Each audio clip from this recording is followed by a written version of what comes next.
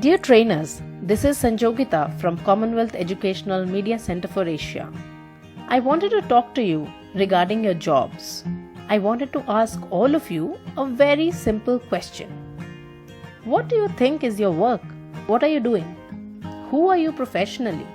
Some of you think that you are probably an overworked employee being exploited by your employer. Some of you think that you are doing a regular job in a private firm. Some of you think that you are a vocational trainer and your work is to impart training. And some of you think that you are a trainer and a counselor and your work is to help rural youth. Now let me narrate a story to you. Once upon a time, a king was building a huge temple in his empire. So he decided to check how the work was progressing and how his men were doing. So he changed his get-up so that no one could recognize him and landed at the temple site. There were 3 bricklayers, and the king asked each one of them what they were doing. The first man answered grumpily, "Are you blind? Can't you see? I am laying bricks." The second man replied curtly, "I am putting up a wall." But the third man said enthusiastically and with pride, "I am building a temple, the abode of God." Now there are a lot of hidden lessons in this story, but the most important one that I want you to reflect upon is your perception of your work. What do you think your work truly is, and how significant is it? Did you aspire to be a vocational trainer when you were in school or college? Most probably not. Most probably you were doing this job by chance and not by choice. Maybe you are preparing for a competitive exam, or maybe you have some other reason. Nevertheless, the job that you are in is not a simple job. Do you know that you are actually building the nation? Yes, you are not just a teacher, trainer, or a counselor. You are partnering in building India. Are you wondering how? Now let me explain this to you. India is at an extremely critical juncture of its development, which can make or break its future. Have you heard of the expression called the demographic dividend? Now, what does this demographic dividend mean? In India, the share of the population that is in the age group eligible to work is larger than the share that is in the age group of non-working.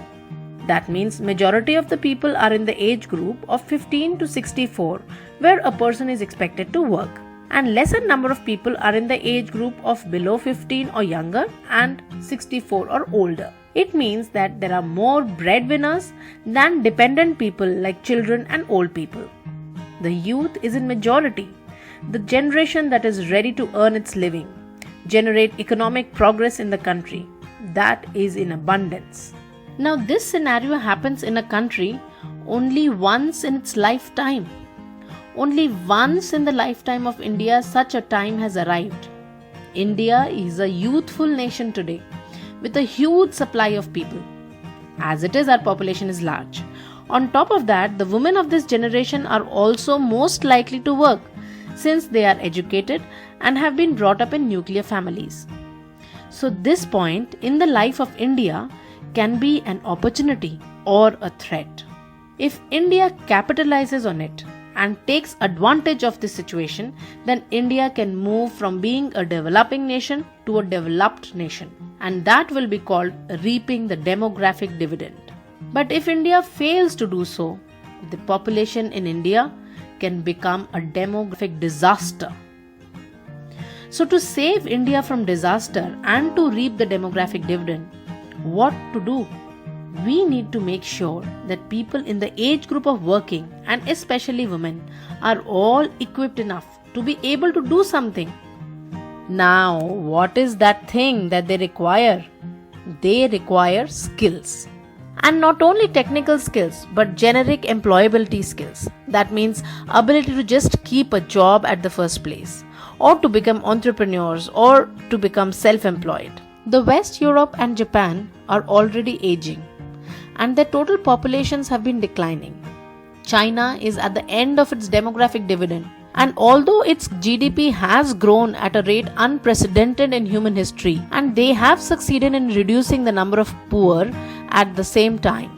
However, they are already complaining that Europe became rich before they became old, but we have become old without having become rich.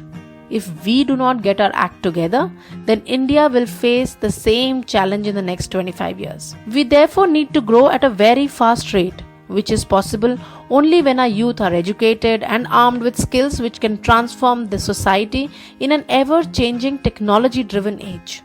According to an analysis done by the US Department of Labor and Boston Consulting Group, there will be skilled manpower shortage of 56.5 million by 2020, while India will have a surplus of about 47 million.